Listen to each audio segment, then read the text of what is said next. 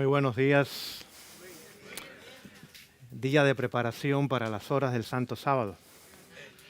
Y ya comienza a sentirse un ambiente algo diferente. Y espero que nuestros corazones puedan estar preparados para dar la bienvenida a Jesús. Y como nos decía el himno, fija tus ojos en quién. Tan llenos de gracia y luz. ¿Y qué pasa con lo terrenal? Sin valor será. Espero que sea una realidad en cada uno de nosotros. Pues en esta mañana traigo saludos de mi esposa. Ya nos quedamos solitos en casa. Ya los 4 hijos, pues cada uno hace su vida y ya estamos solitos y nos quedan 3 gatitos y 2 perritos en casa todavía. Y gracias al Señor que nos permite una vez más poder llegar a este lugar. Hace 6 meses estábamos aquí. ¿Qué ha pasado en 6 meses, querida iglesia? Pero vamos a hacer la pregunta más personal. ¿Qué ha pasado con nosotros individualmente? ¿O qué está pasando con nosotros? ¿Qué pasa en nuestros hogares? ¿Qué pasa en nuestros matrimonios? ¿Qué pasa con nuestros hijos? ¿Qué pasa con nuestras finanzas? ¿Qué pasa con nuestra salud física, mental y espiritual?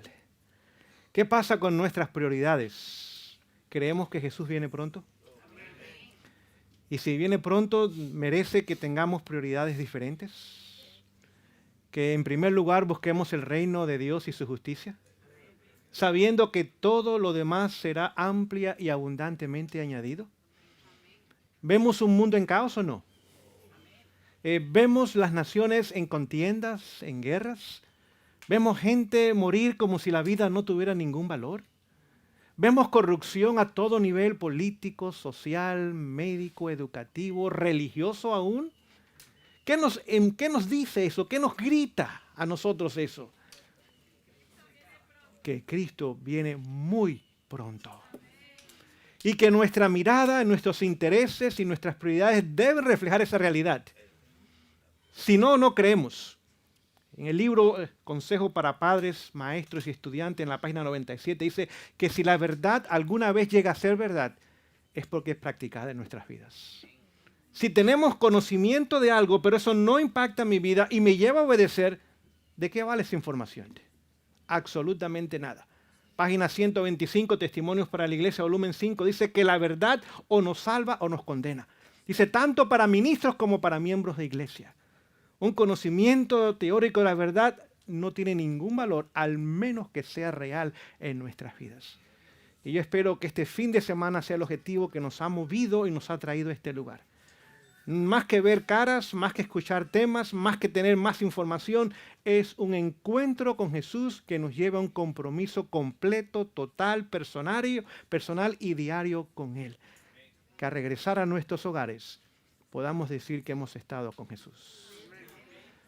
En esta mañana vamos a comenzar una serie de 4 temas y la temática que presentó el pastor enamorado es que debemos, ¿qué cosa? Despertarnos, pueblo mío, dice. ¿Por qué motivo? ¿Se acaba qué cosa? Se acaba el tiempo.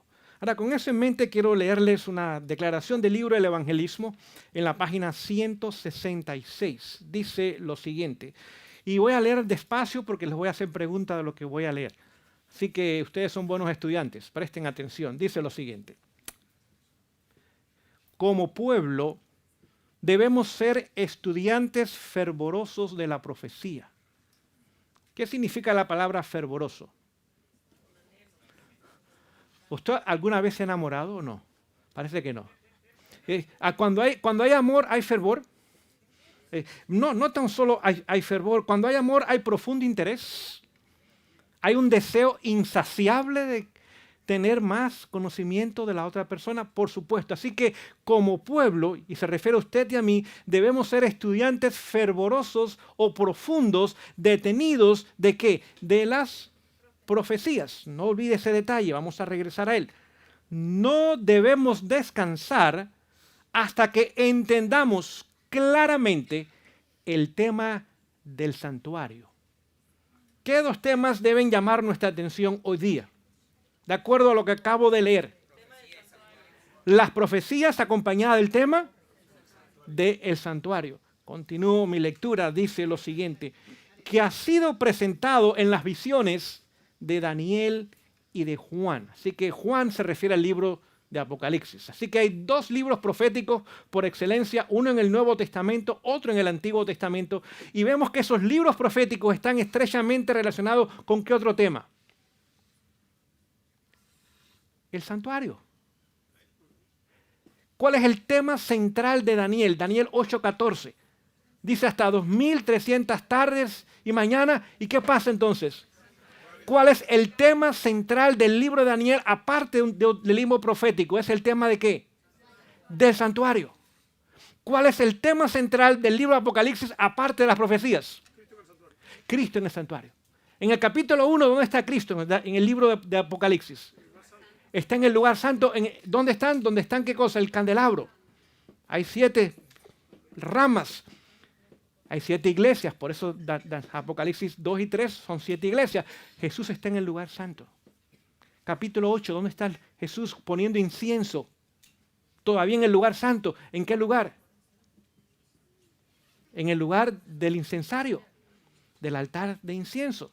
Capítulo 4 y 5 vemos el trono del Padre. Capítulo 5 el trono de Cristo. ¿Qué lugar es ese también? El lugar santo. La mesa de la proposición.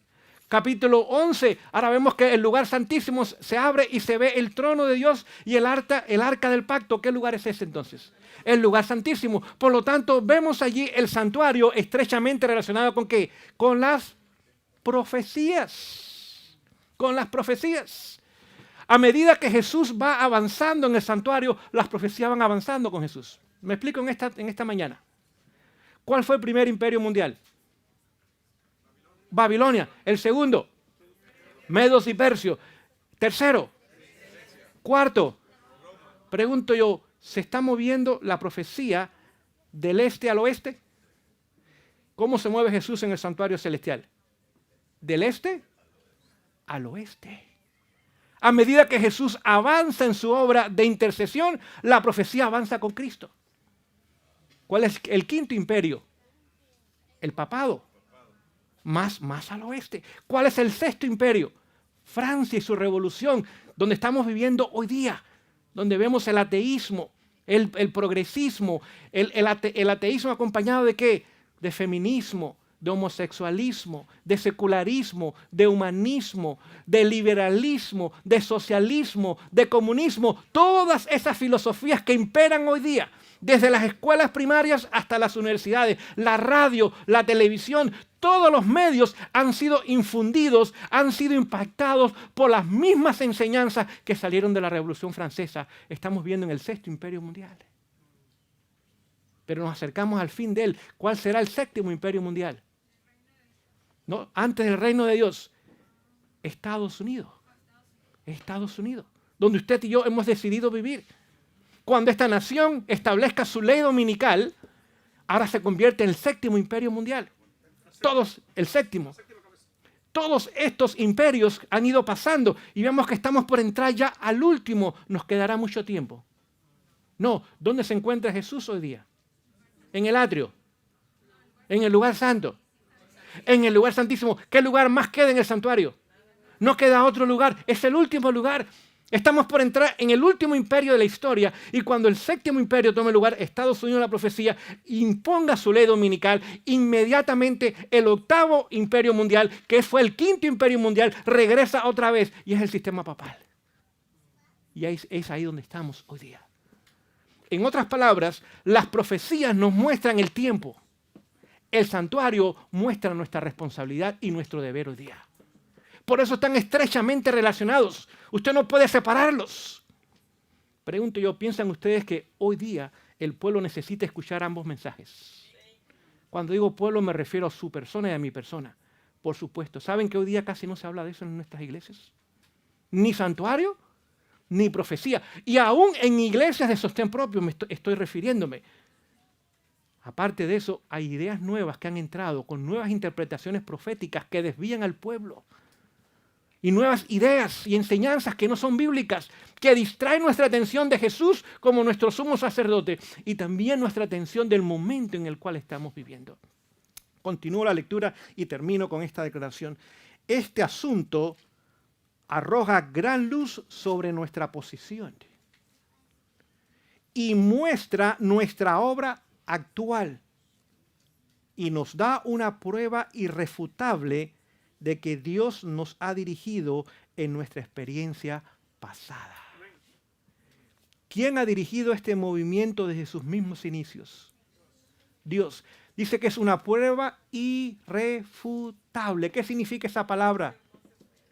Que no se puede negar. ¿Qué dos cosas más hace? Nos muestra nuestra posición, dónde estamos hoy día. ¿Y qué más hace? Nos muestra cuál es nuestro deber como pueblo.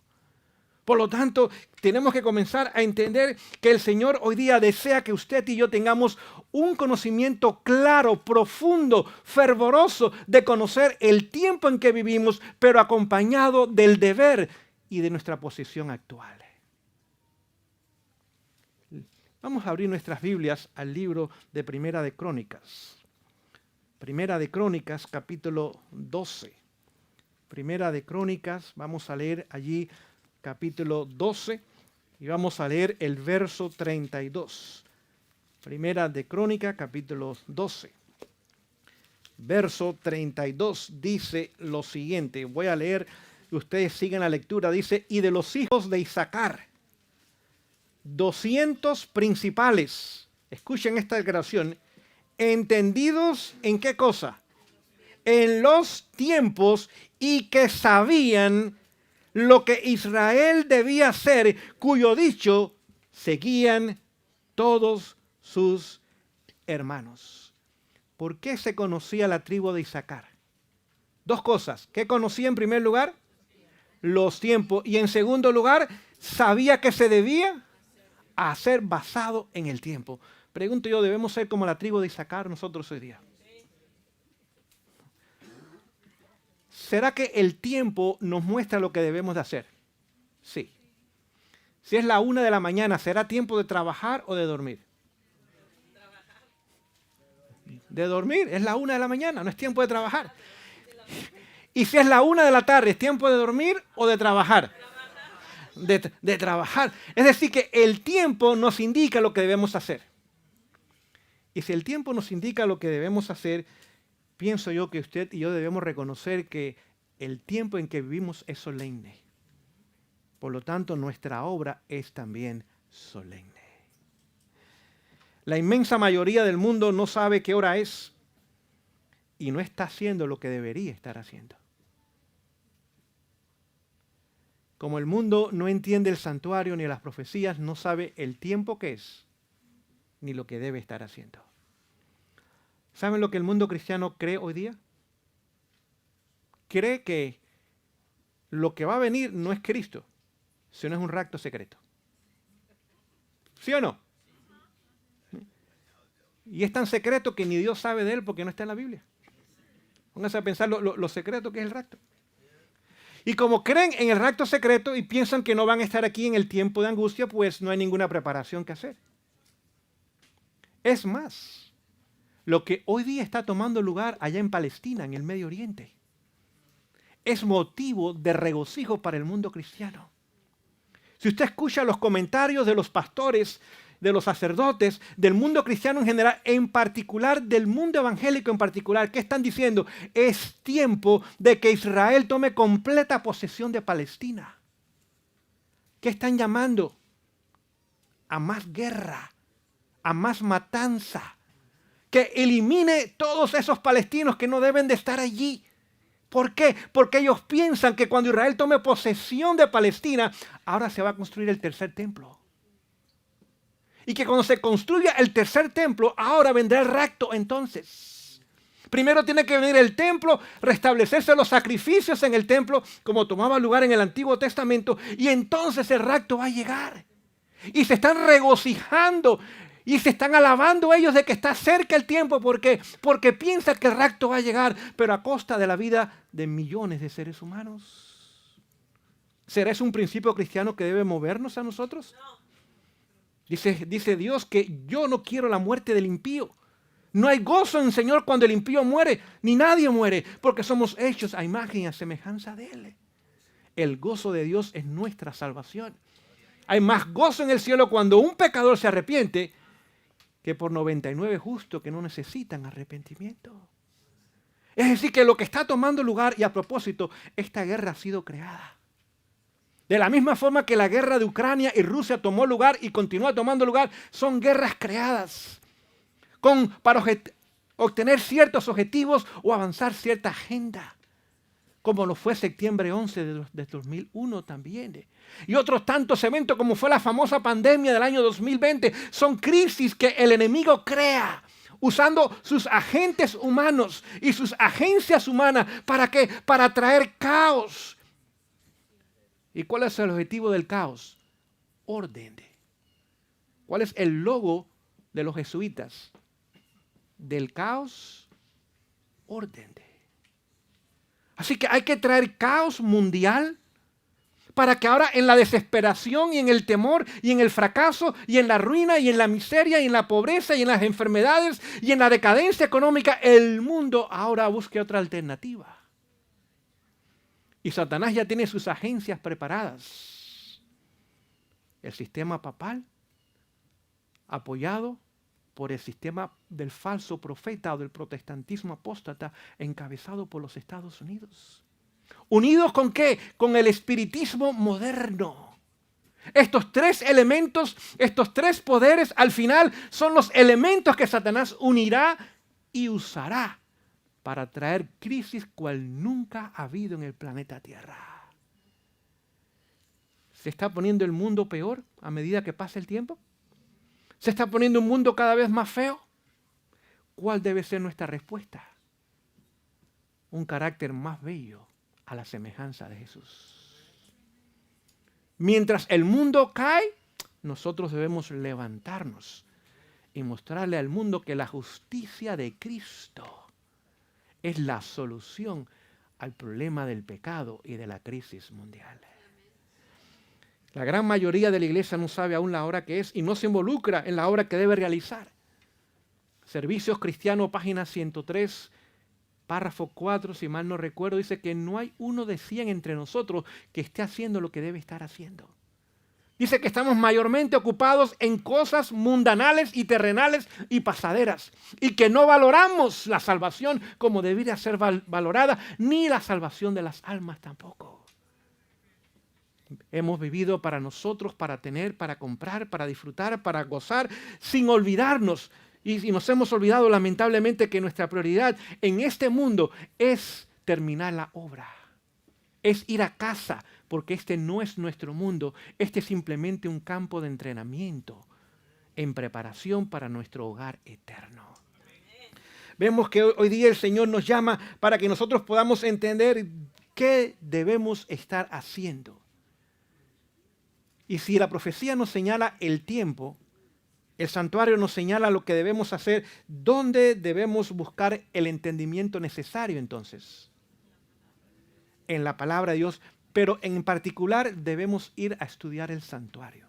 Vamos a abrir nuestras Biblias al libro de Salmos. Salmos 73. Salmos 7:3 dice lo siguiente, y voy a leerles allá en el versículo 17.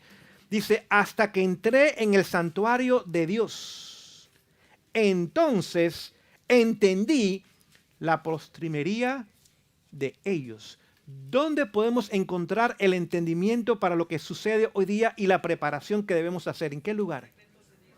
En el santuario. ¿Qué lugar en el santuario en específico?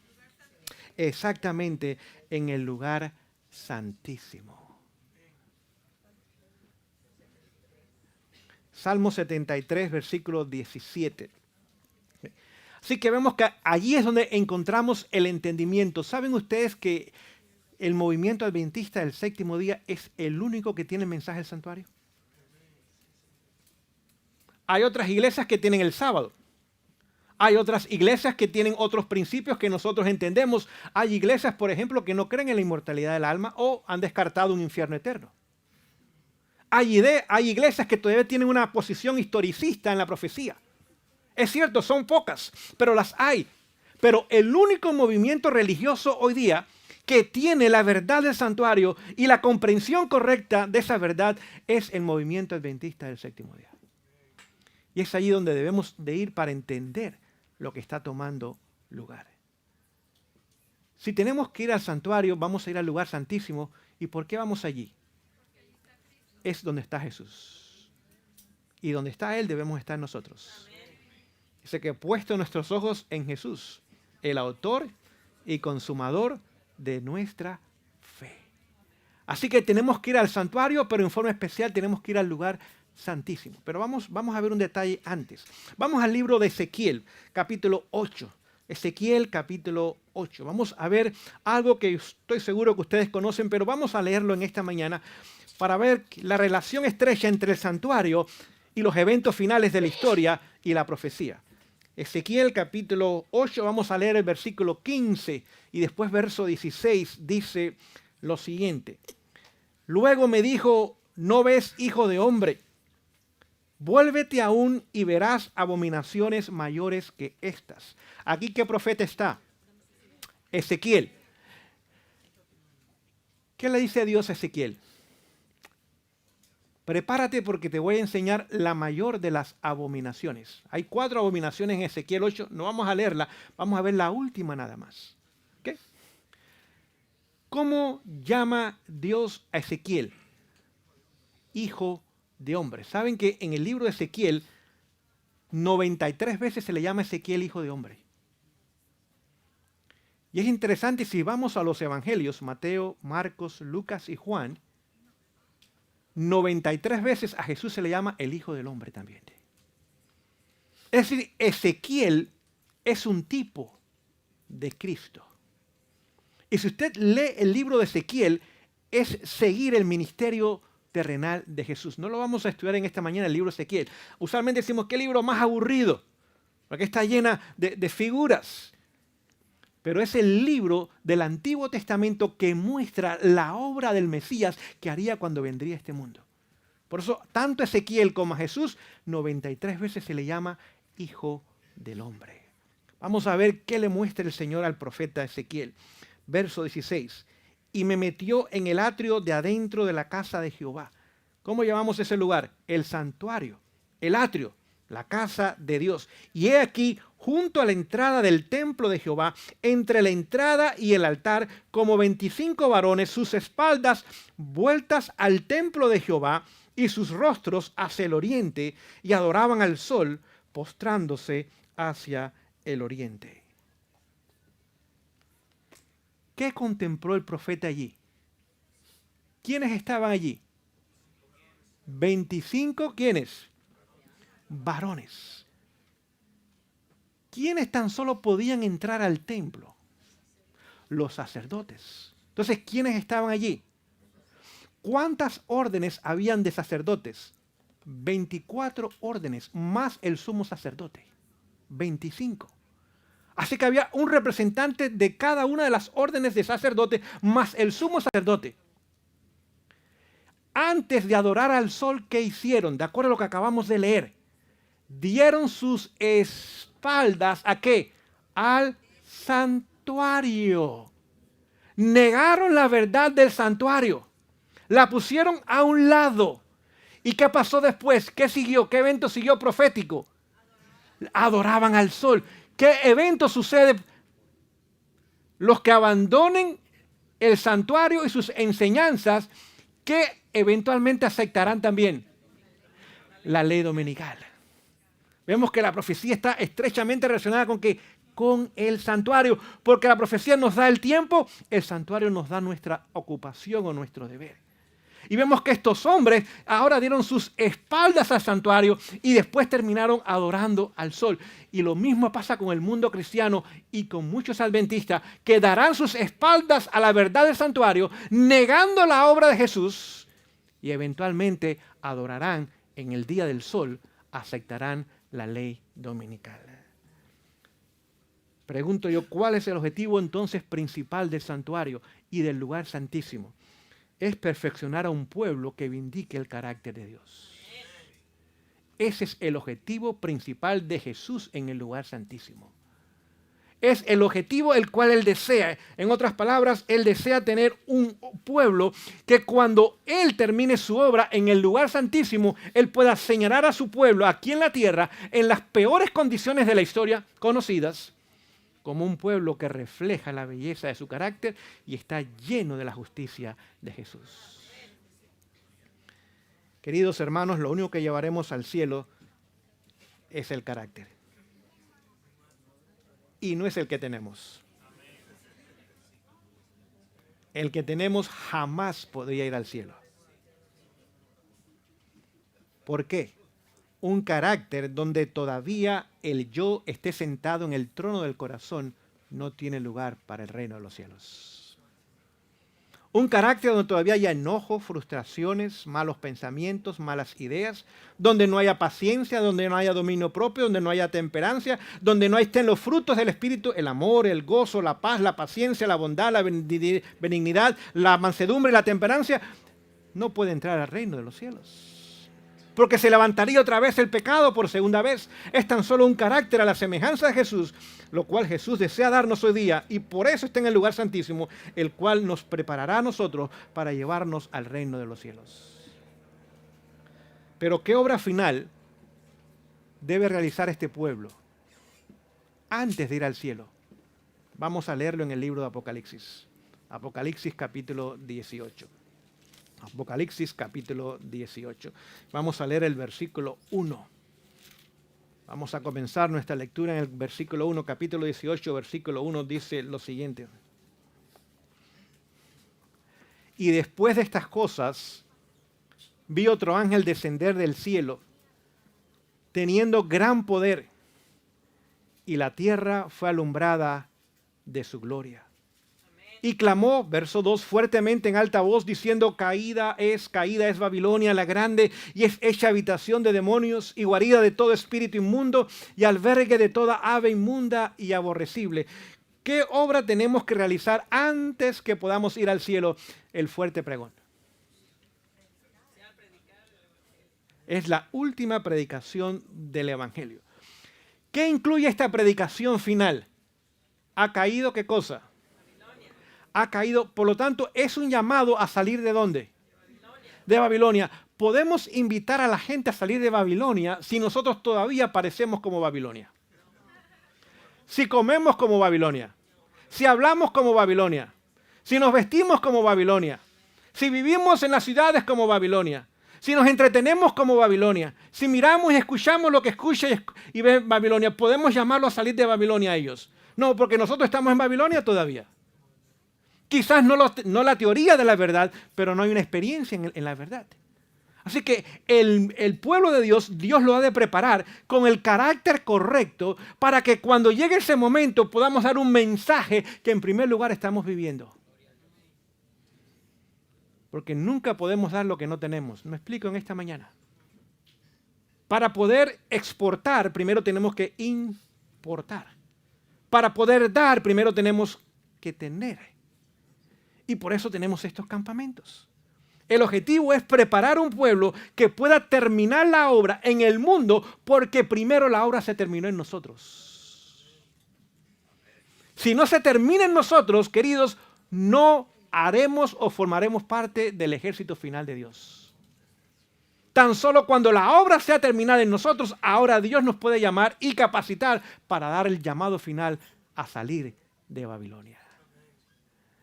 Vemos la importancia ahora de permitir que esa obra de Jesús en el lugar santísimo tome lugar y pueda avanzar, porque nosotros somos llamados, ¿qué? Dice que la tierra será ya llena de ¿qué? De su gloria. De su gloria. ¿Dónde entonces debemos de ir para obtener poder y gloria? Si vamos a dar este mensaje final al final de la historia humana. Hay que ir a Cristo, pero ¿a qué lugar donde está Cristo? No olvide, esa es la palabra clave de esta mañana. ¿Okay? Vamos al libro de Salmos, Salmo 63, versículo del 1 al 2.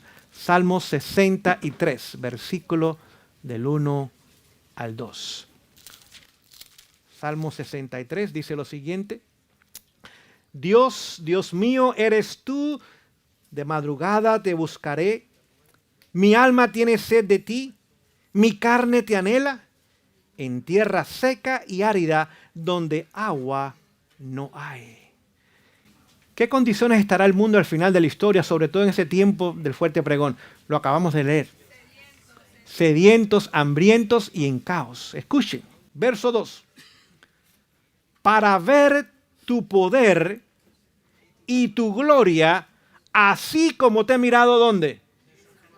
En el santuario. ¿Dónde obtenemos poder y gloria nosotros hoy día? En el santuario. ¿Qué lugar del santuario? El lugar santísimo, a través de la persona de Cristo que está oficiando en ese lugar.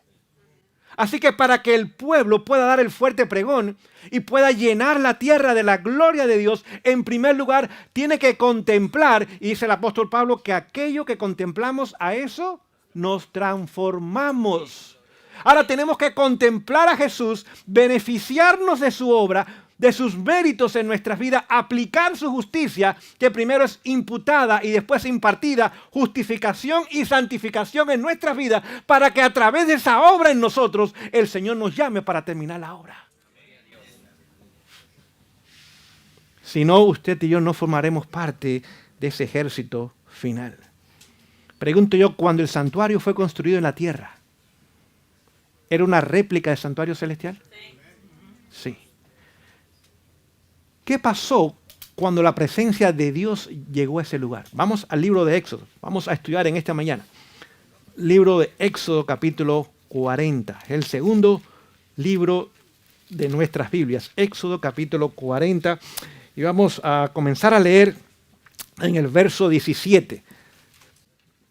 Éxodo 40, 17 dice: y así en el primer día del primer mes, en el segundo año, el tabernáculo fue erigido, fue hecho. ¿Okay? Así que nos da la fecha cuando fue inaugurado.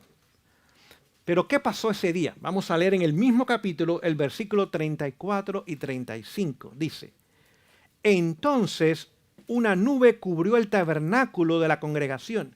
¿Y qué pasó? Y la gloria de Jehová llenó el tabernáculo. ¿Okay? Escuchen. Y no podía Moisés entrar en el tabernáculo de la congregación porque la nube estaba sobre él y la gloria de Jehová que había hecho lo había llenado. Pasará lo mismo que leímos en Apocalipsis 18. ¿Qué pasa con la tierra al final de la historia? La gloria de Dios llena ¿qué cosa? La tierra otra vez. ¿Dónde fue llenado el tabernáculo? Cuando la presencia de Dios vino a ese lugar. No sé si estamos uniendo cabos en esta mañana. Lo que tomará lugar en el futuro ya tomó lugar pequeño en el pasado. Cuando la gloria de Dios llegó a aquel lugar, ni Moisés podía entrar a ese lugar. Y no olvide, Moisés tenía comunicación cara a cara con Dios. Era tan grande la gloria que ni el propio profeta, el hombre que hablaba con Dios cara a cara, podía entrar a ese lugar. Y al final de la historia tomará lugar lo mismo.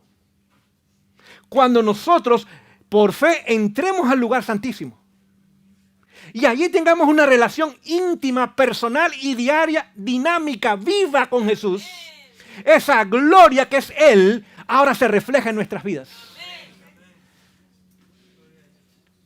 ¿Qué sucede si yo llevo esa gloria a mi hogar? ¿Podrá entrar Satanás? No. ¡Oh, gloria a Dios! ¿Qué sucede si yo llevo esa gloria a mi matrimonio? ¿Será destruido? No. ¿Qué sucede si yo llevo esa gloria a mis hijos? ¿Entendemos lo que estamos hablando esta noche? Cuando esa gloria, que es la presencia de Dios en nuestras vidas, es real, ni el enemigo puede entrar, queridos. Si hay tantas crisis hoy día es porque falta la gloria del Señor en nosotros. Y el enemigo fácilmente tiene acceso a nosotros. Y llega a nosotros y hace su obra destructiva. Juan 10:10 dice que el enemigo vino a hacer tres cosas: matar, robar y destruir. ¿Vemos eso en el mundo hoy día? Matar, robar y destruir. ¿Quién está detrás de esa obra entonces? ¿Lo vemos en nuestras iglesias? ¿Lo vemos en nuestros hogares? ¿Lo vemos en nuestras comunidades? ¿Quién está detrás de esa obra entonces? Satanás. ¿Cuál es la solución? ¿Cuál es la medicina? Cristo con su gloria ahuyenta ahora ¿quién? Al enemigo. Y ese pueblo con esa gloria reflejada en su vida al final de la historia humana, cuando no se puede comprar ni vender, es decir, sin presupuesto. ¿Entendemos eso? Sin dinero. ¿Entendemos eso o no? Sin acceso a la radio, a la televisión, al internet, sin instituciones educativas, sin instituciones médicas, con todas las iglesias cerradas, no importa dónde estén, sin nada en este mundo de apoyo terrenal. En ese momento, en un pueblo entregado, consagrado, con un compromiso con Jesús, reflejando la gloria de Dios, llena el mundo de la gloria de Dios. Y va a ser el momento donde millones vendrán a este mensaje. Millones. ¿Dónde los vamos a llevar si no tenemos instituciones?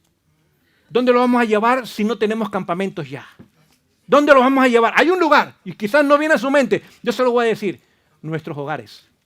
El único lugar que estará abierto para aquellos que vendrán al final de la historia humana son nuestros hogares. Porque no hay ningún otro lugar donde llevarlo. ¿Lo vamos a llevar a un hogar que está peleando? ¿Que está dividido? Un hogar que mira novelas y deportes. No, queridos, ellos están saliendo de eso. Tenemos que llevarlo a un lugar donde la gloria de Dios resida. El libro del hogar cristiano, me espero que ustedes lo tengan y lo hayan leído. La primera página del libro dice que es un hogar. Dice que un hogar es donde reside el Espíritu del Señor. Es decir, donde la gloria de Dios está. Ese es un hogar. Lo demás es una casa. ¿Me explico en esta mañana? Un hogar es donde Jesús reside con toda libertad. Y vemos que al final de la historia el pueblo brillará y la tierra será llena de su gloria. ¿Piensan ustedes que Satanás podrá detener ese pueblo? Oh, queridos, es imposible.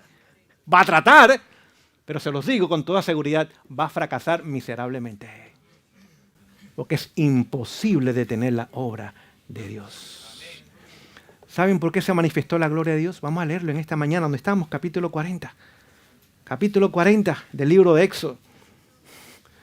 Vamos a leerlo, vamos a comenzar a leer en el verso 19.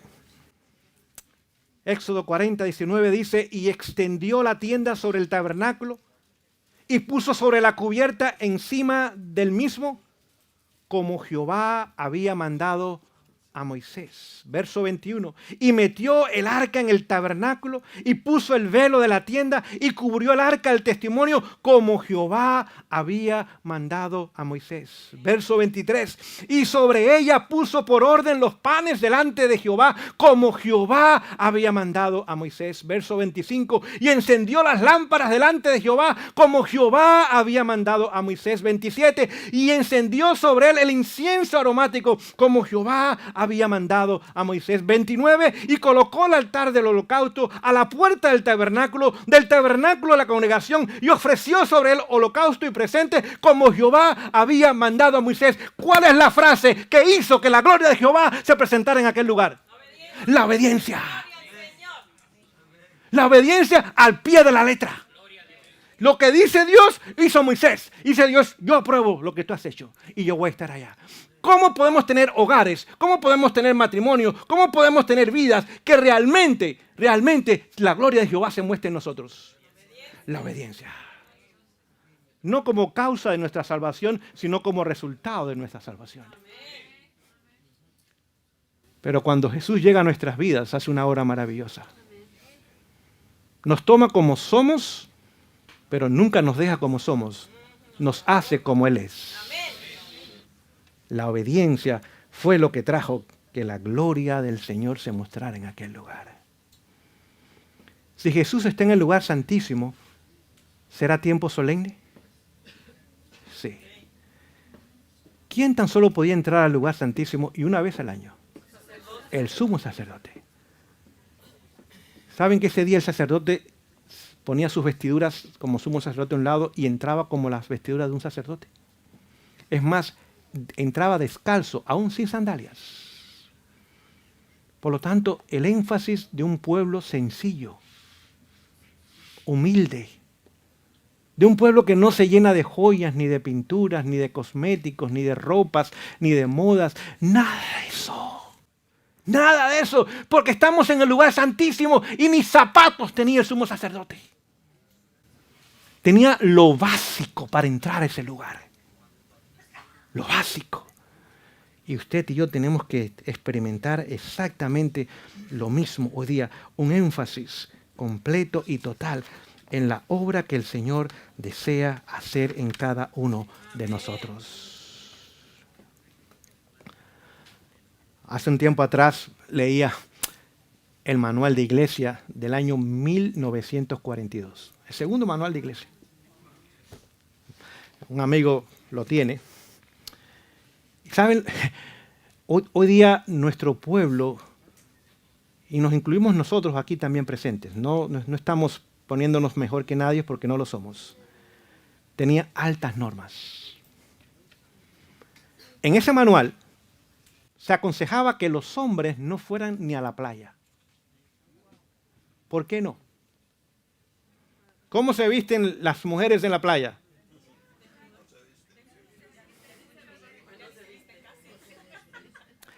Ahora, si la ropa de baño de una mujer era indecente en aquel entonces, ¿qué de hoy día? Hoy día usted no tiene que ir a la playa para ver a una mujer como si estuviera en la playa. No sé si me explico. Y el consejo dice, nosotros amonestamos a nuestros hermanos, a los varones, que por favor no vayan a la playa. Y si van a ir, que vayan o muy temprano o en la noche. Donde no hay nadie. ¿Habían altos principios? ¿Por qué? Porque estaban en el lugar santísimo. Y usted y yo tenemos que elevar nuestro nivel espiritual, queridos.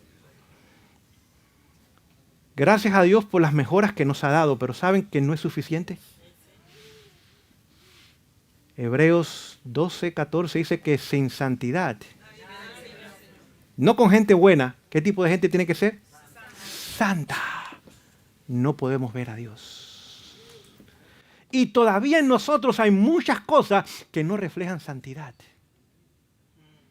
Aunque quizás el Señor nos ha permitido avanzar, y gracias a Dios por ese avance, no hemos llegado al destino final, queridos. Todavía hay mucho orgullo, vanidad, mucho yo, mucho ego en nosotros que se manifiesta de diferentes formas, pero el yo dice que de todos los pecados es el más difícil de obtener la victoria y el que más aborrece a Dios. Así que yo leyendo aquel manual no lo podía creer.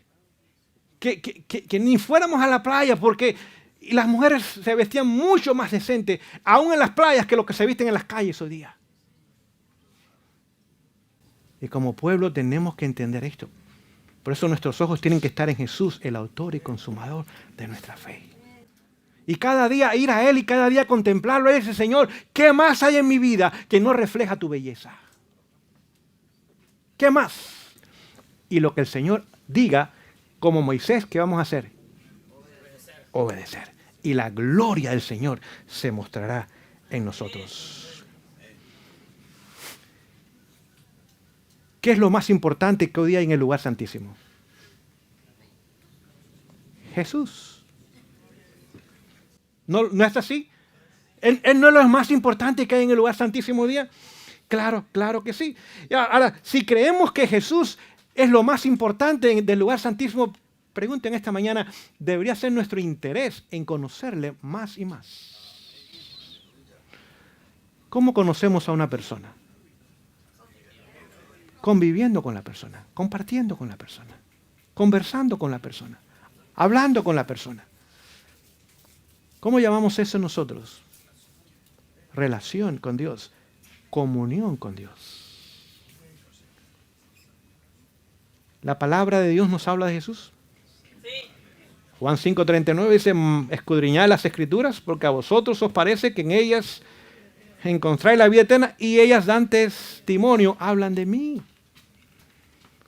Cuando hablamos con Jesús, ¿cómo llamamos eso? Oración. Dice que si tomamos tiempo para orar, Dios tomará tiempo para contestar nuestras oraciones. Amén. Pero hay que orar. Hay que clamar aún. Clama a mí y yo te enseñaré cosas grandes y ocultas que tú no conoces. Y a través de esa comunión, ahora podemos comenzar nosotros a tener esa relación estrecha con nuestro sumo sacerdote que permita que su justicia llene nuestras vidas. Hoy día estamos viviendo en el momento casi antes de la ley dominical. Ya tengo que terminar, mi tiempo termina. En la profecía vamos a hacer relación constante entre santuario y profecía. Vamos a estos 4 días o 4 presentaciones, ambas cosas van a estar unidas. Vamos a hablar de reavivamiento basado en profecías y en el santuario. En profecía, el siguiente evento de importancia que ha de tomar lugar es la ley dominical. ¿Okay? Y quien establece la ley dominical, que marca el fin del tiempo, porque ya estamos en el tiempo del fin. ¿Okay? Desde el año 1798 hemos entrado en el tiempo del fin. Bíblicamente en Daniel usted lo puede leer 11 y 12. No vamos a leerlo, son cosas que yo espero que ya ustedes conozcan. Pero el fin del tiempo es de la ley dominical en adelante. Quien establece la ley dominical en Estados Unidos es el protestantismo apóstata. No es el papado. Se nos ha dicho que él es el que extiende la mano a través del abismo. ¿Ok? Y toma la mano de ese poder y lo trae de regreso a la vida. Pero también extiende la mano ¿qué? Al espiritismo moderno. Y ahora has creado una triple alianza. Por lo tanto, son los protestantes apóstatas de esta nación quienes hoy día están ellos promoviendo su agenda con el deseo de restaurar América otra vez. Porque América está en serias crisis. América se está desboronando delante de nuestros propios ojos. No sé si me explico en esta mañana. El nivel de corrupción política que hoy día existe en América nunca había existido antes. Desde la Casa Blanca hasta el Congreso, las Cortes, hasta el nivel local.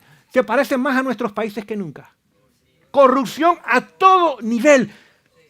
Antes no era así esta nación. Cuando esta nación era protestante y era republicana, era una nación buena.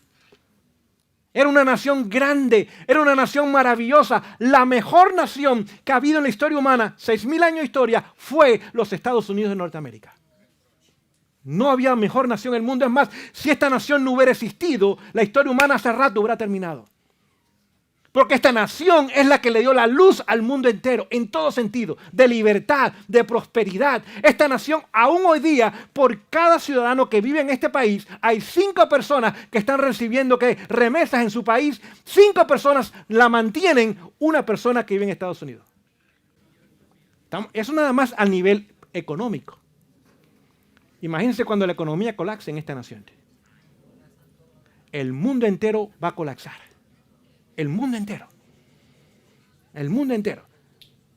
Es más, quizás su familia allá tenga que enviarle dinero a usted aquí para que usted pueda vivir. Si el protestantismo apóstata es el que extiende la mano y el que inicia el proceso, estamos hablando bíblicamente. Hace 2 semanas atrás salió lo que se llama Proyecto 2025. No sé si han escuchado ese proyecto. ¿No han escuchado? ¿Sí lo han escuchado? Okay. Se los voy a resumir en pocas palabras. Proyecto 2025 es que el 20 de enero del año 2025 vendrá a la Casa Blanca un nuevo presidente que represente a los intereses de Estados Unidos. El presidente actual no refleja los intereses de Estados Unidos. Es un títere nada más. Bueno, otros también son títeres, no es el único, pero el mayor de los títeres es el que tenemos hoy día en la Casa Blanca. Y se ve. Este proyecto 2025 es una rama de la área conservadora protestante republicana de esta nación. Dice, para enero 20 del 2025 vamos a tener un presidente en la Casa Blanca que va a reflejar nuestros intereses. Es más, si usted puede en algún momento, vaya y vea su agenda. Hay 7 puntos desde la educación, la política, la economía, la medicina, la iglesia. 7 puntos. Dice que tenemos nosotros que implementar desde el primer día que llega este nuevo presidente. Por supuesto, hoy día quien ellos están promoviendo es Donald Trump. Pero si no fuera él, dice él, podemos trabajar con cualquiera que refleje nuestros intereses. Uno de esos puntos que están hablando es tenemos que buscar un día de reposo. Y aún lo mencionan, es el domingo.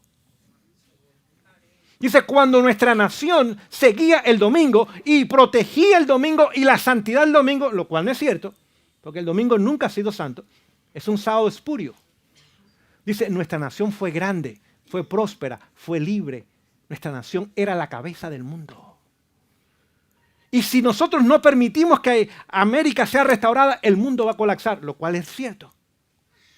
Pero la agenda que ellos están proyectando va exactamente en oposición a lo que Dios hizo cuando estableció esta nación, con buenas intenciones. Y si usted lee los puntos, muchos de esos puntos usted y yo estaríamos de acuerdo. Y es el talón de Aquiles de muchos adventistas. Piensan que la solución todavía está en la política. Que si nombramos la persona correcta para dirigir la nación, el país se va a levantar otra vez. Queridos, es demasiado tarde. Además, un hombre no puede arreglar la crisis que estamos pasando.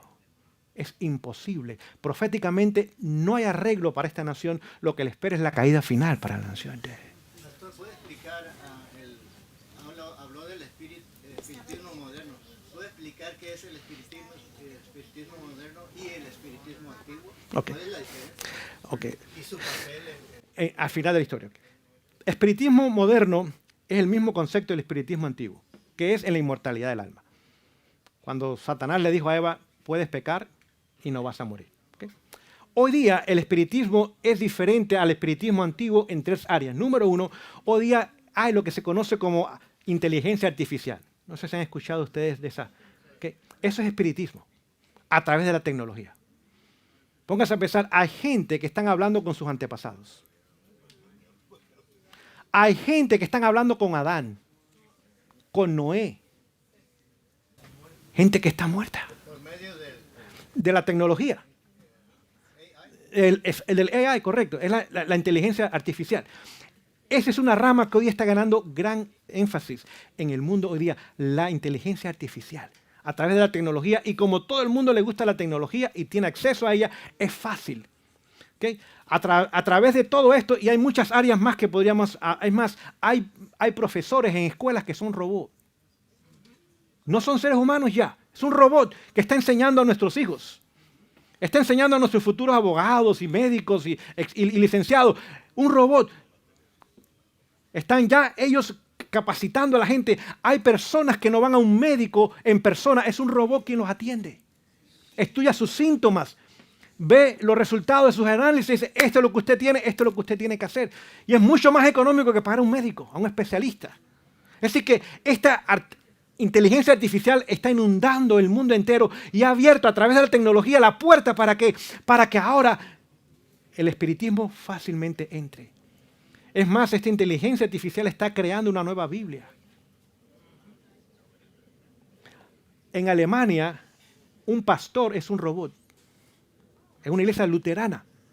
Quien el domingo tiene el culto y dirige toda la programación, no nada más el tema, es un robot. Dice que es una de las congregaciones que la gente está yendo porque es un robot, es algo novedoso. Y está llamando la atención de la gente. En Alemania, una iglesia luterana, es un robot.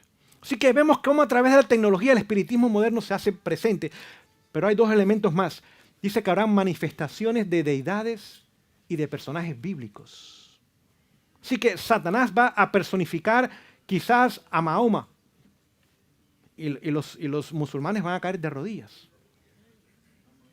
O dice que a los apóstoles serán personificados, a Juan, a Pedro, a Mateo, quién sabe qué personajes, y el mundo entero otra vez va a seguirles. O sea, estas manifestaciones sobrenaturales, las cuales vamos a ver muy pronto, porque es una de las cosas que prepara el terreno para la venida de la ley dominical, hará posible que la gente fácilmente sean engañada. Es más, se nos ha dicho que los adventistas seremos probados en el punto de la no inmortalidad del alma. Que nuestros seres queridos vendrán a nosotros con un mensaje de que vienen del cielo y que las cosas han cambiado en cuanto al sábado y el domingo. Quizás aparezca Elena White. Quizás aparezca Jaime White. O quién sabe qué otro de los pioneros aparezca y fácilmente pueda seducir a la gente. Y la tercera y mayor manifestación de espiritismo será la personificación de Jesús en la venida falsa de Satanás. Dice que es la obra maestra de engaño. La obra maestra de engaño. Pero a través de todas estas cosas que están tomando lugar, está preparando ¿qué cosa? El terreno y la mente de la gente para aceptar esa obra maestra. Así que vendrá, y déjeme decirle, Satanás puede ser que venga más de una vez personificando a Jesús. Más de una vez. Puede venir antes de la ley dominical y puede venir después de la ley dominical. Y de esa forma engaña a la gente en preparación y después refuerza lo que ya es el engaño. Puede tener varias apariciones. No olvide, cuando Él se aparezca, no va a aparecer en todo el planeta Tierra, porque Él tan solo puede estar en un solo lugar. Así que posiblemente haya más de una manifestación satánica personificando la venida de Jesús. ¿Qué sucede en México? Se aparece Guadalupe. En México entero cae de rodillas, comenzando con AMLO. Él cae de rodillas diciendo, lo que diga nuestra patrona es lo que nosotros vamos a hacer. Y podemos ir a otros países, dependiendo el santo o la virgen que sean esos lugares, y la gente en su inmensa mayoría va a creer esas manifestaciones sobrenaturales. Por eso hoy día vemos tanto énfasis en qué cosa. Vemos en qué, en los extraterrestres otra vez. Vemos que aún el ejército de Estados Unidos hoy día, yo tengo el artículo, el ejército de Estados Unidos hoy día está obteniendo inteligencia de extraterrestres. ¿Quiénes serán? Demonios. Un general dice, nosotros tenemos inteligencia de estos seres y nos ayudan en nuestra obra. Demonios dirigiendo la fuerza militar de esta nación. Y por eso vemos cómo el espiritismo comienza a resurgir, no de la forma grotesca de la antigüedad, con gallinas y con animales muertos. Y no, eso ya pasó. Eso no atrae a la gente. Ahora es tecnología, cosas nuevas que cautiva la atención de la gente. Lo que hará posible que prepare el terreno para la obra maestra de la obra de Satanás de engaño. No olvídese que el espiritismo es la obra maestra del poder de engaño de Satanás, mientras que el papado es la obra maestra del poder de Satanás. Muy parecidos, pero son instituciones diferentes. Para terminar en esta mañana, hicimos el paréntesis para hablar un poquito del espiritismo. Estados Unidos ahora, o el protestantismo apóstata, es el que extiende la mano, lo cual comenzamos a ver en nuestros días. Si ustedes notan el conflicto que está tomando lugar en el Medio Oriente, ¿quién lo está financiando? Estados Unidos. ¿Qué le dijo Israel? Lo que tú hagas, nosotros vamos a apoyar. Sí, la política externa de Estados Unidos está dirigida por el protestantismo apóstata, que es la mayoría de estas naciones. Y le han dicho a Israel, el armamento que necesites, la tecnología que necesites, asesores militares, lo que tú necesites, te lo vamos a dar. Y otras naciones aliadas de Estados Unidos han dicho exactamente lo mismo. Así que ahora comenzamos a darnos cuenta cómo estamos comenzando proféticamente a ver que el protestantismo apóstata realmente está tomando control más y más de la nación.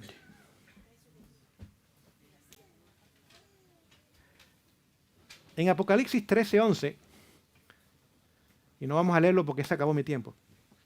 Apocalipsis 13:11 dice que Estados Unidos es representado por un poder, una bestia que surge de la tierra. ¿Recuerdan ustedes eso? Y que tiene 2 cuernos. Pero que al final habla como ¿qué? Como dragón. O como dragón. Apocalipsis 12:17. Tan solo les voy a dar la cita. No tenemos tiempo para leer. Ya se terminó mi tiempo. Apocalipsis 12:17 que dice que cuando el dragón habla, es porque persigue la simiente, quien guarda los mandamientos de Dios y tiene, ¿qué cosa? El testimonio de Jesús. Cuando el dragón ahora habla, persigue. ¿Y a quiénes persigue? Al pueblo de Dios. Y vemos ahora cómo este poder comienza a surgir y comienza a hablar. Es más, en Apocalipsis 13, si usted lee el versículo 15 y 16, ahí vemos la ley dominical y después la ley dominical un decreto de muerte. Al final, el dragón, que representa a Satanás, a través de los poderes de este mundo, en especial el protestantismo apóstata, ¿qué sucede? ¿Qué hace? Persigue al pueblo de Dios. ¿Cuándo lo persigue? Después de la ley dominical. ¿Qué le sigue al pueblo de Dios? Un tiempo difícil, un tiempo de persecución. Y termino entonces en esta mañana. Si ese es el futuro que nos espera, debiéramos nosotros, más que nunca, centrarnos en la obra de Jesús en el lugar santísimo. Es la única solución a salir de la crisis final. Y para eso tenemos que apropiarnos de su justicia. Si no tenemos esa justicia, simplemente no podremos pasar el tiempo de angustia, ser sellados, recibir la lluvia tardía, dar el fuerte pregón, pasar el tiempo de angustia y encontrarnos con Jesús. El Señor bendiga el estudio de su palabra. Quiero extender un llamado, una apelación. No que pasen al frente, ni que levanten su mano, ninguna señal externa en nuestros corazones. Dice el Salmo 51, verso 17, que el espíritu quebrantado y el corazón humillado no vas a rechazar. Y en esta mañana ese es nuestro llamado. Señor, quebranta mi orgullo. Quebranta mis malos hábitos, mis malas costumbres. Quebranta mi genio. Quebranta mis malos pensamientos.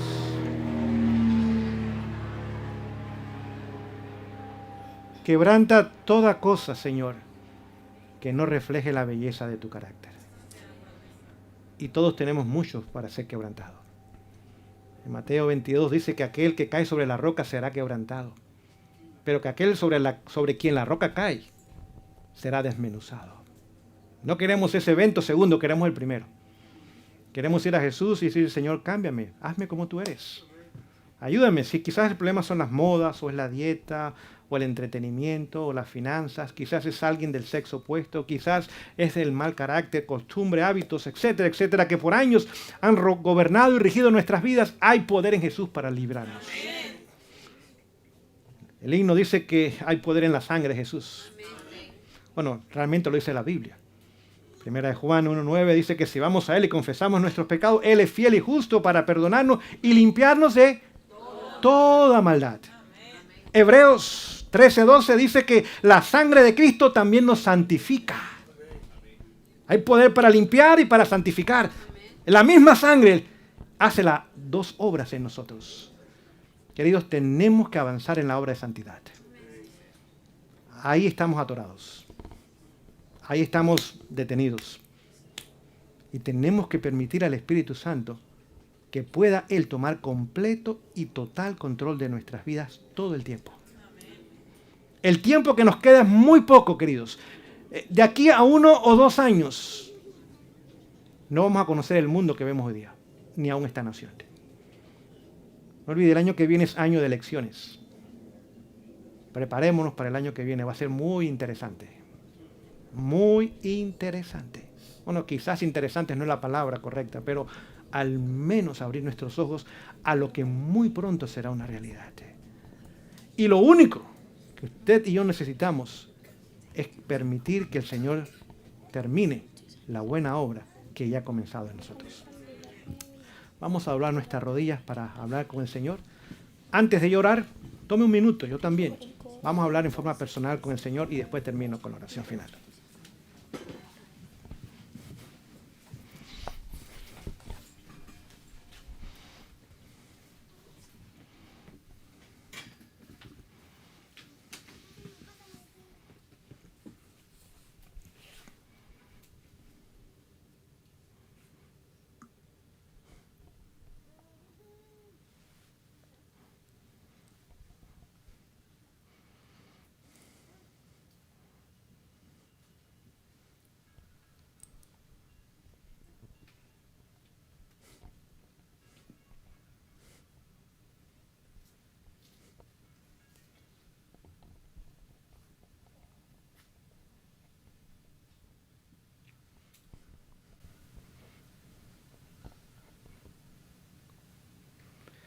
Amoroso Padre Celestial, en esta mañana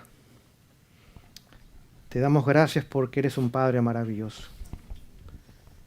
Con cuánto amor, con cuánta misericordia y ternura nos has tratado desde el momento que fuimos formados en el vientre de nuestras madres. Nos has hecho el centro de tu amor y de tu atención. Y las evidencias son muchas para negar esa realidad. Gracias por habernos llamado de las tinieblas a tu luz admirable. Gracias por habernos hecho pueblo cuando no éramos pueblo, Señor. Gracias por Jesús, haber enviado al Salvador del mundo a este mundo, para que a través de Él y por la fe en Él podamos tener vida eterna. Pero antes de esa vida eterna necesitamos tener una relación con Él tan estrecha que su carácter sea nuestro carácter, que su justicia se revele en nuestras vidas. Que podamos ser ese pueblo que termine la obra y la gloria de Dios llene la tierra. Oh Señor, suplicamos por la obra del Espíritu Santo. Tu palabra dice que es el Espíritu de santidad. Nos lleva a toda verdad, no tan solo teóricamente, sino prácticamente. Ayuda a entender, o nos ayuda a entender cuál es la voluntad de Dios y nos da el poder para vivir en armonía con esa voluntad. Señor, todo lo que tenemos que hacer es rendirnos a ti. Nuestra voluntad, ponerla a un lado y decir, mi voluntad la pongo del lado del Señor. Y cooperar con tu plan. Señor, tu poder es omnipotente. Tú puedes hacer lo que jamás nosotros podríamos hacer. Y en esta mañana, por fe, vamos a ti y queremos permanecer en ti. Reconociendo nuestra indignidad, nuestra pecaminosidad. Reconociendo que jamás podemos ser salvos por nuestros esfuerzos, ni buenas intenciones, ni conocimiento. Es una relación con Jesús la que trae la salvación y nos mantiene en esa salvación. Señor, bendice a cada hermano o hermana o familia que ha venido a este lugar, Señor. Quizás tomando tiempo de su trabajo, quizás aún haciendo gastos, pero realmente son inversiones, Señor. Si el tiempo es bien usado y realmente impacta nuestras vidas, ha sido la mejor inversión que podemos haber hecho. Señor, bendice a cada persona que ha de participar en los signos, en las oraciones, en los temas, en la tecnología, en lo que sea necesario. Este es un equipo que se ha unido para hacer este campamento una realidad. Y bendice a cada persona que pone de su grano de arena, Señor. Señor, en esta mañana rogamos por un despertar dentro de tu pueblo. Necesitamos una experiencia real contigo, Señor. Es más que venir a la iglesia, es más que el sábado, es más que teoría, es más que conocimiento, es más que profecía.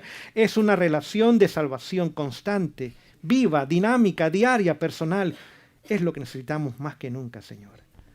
Señor, el tiempo es corto, muy corto.